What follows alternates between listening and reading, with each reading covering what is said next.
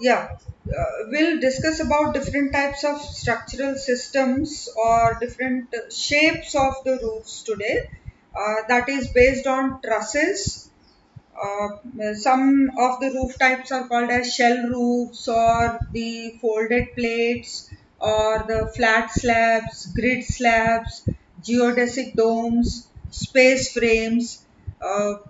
Then we have some roof types called as tent structures or suspended cable suspension structures. Like that, the different shapes of the roofs and the structural systems are available. So from NATA exam point of view and also from JWBR paper 2 point of view, we need to have a very basic idea regarding different shapes.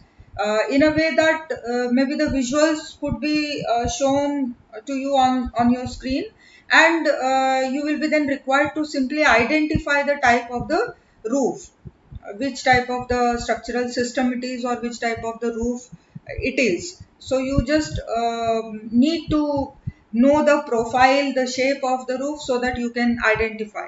So the different types of roofing systems, the idea of those will begin from the knowledge of truss as कि truss क्या है ये सबसे पहले आपको पता होना चाहिए.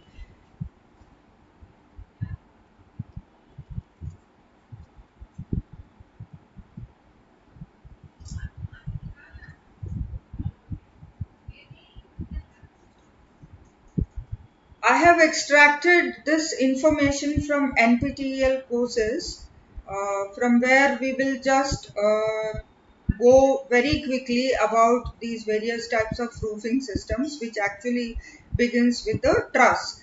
Truss is this you can write down. Truss is a structure comprising one or more triangular units constructed with straight members whose ends are connected at joints referred to as nodes.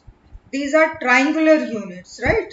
Now, let's take a look at the shape of these trusses, different shapes of the trusses. See, before we go on to the overall profile of the truss, let's try to understand as to what happens if you join four members like this with the help of pins. Pins matlab ye along these pin joints, PIN, along these pin joints, this joint could always move like this, right?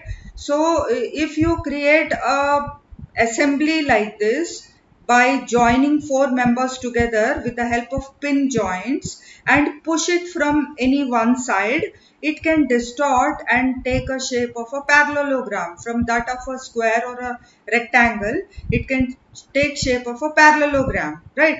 But at the same time, if you add just a diagonal member, so that this square or rectangle is divided into two triangular pieces, triangular sub members, then what will happen? After that, you try to push it from the direction of the arrow. It will be very difficult, nearly impossible to push it in this direction, because uh, this movement of this pin joint or pivoted joint is restricted due to this diagonal member. So this way we can conclude that any triangular member, I mean not a single member possible uh, to act as a triangular member, we need to join three such small pieces to make a triangle, right? So triangular member will hold more stability, rigidity and strength as compared to a rectangular or square piece, right?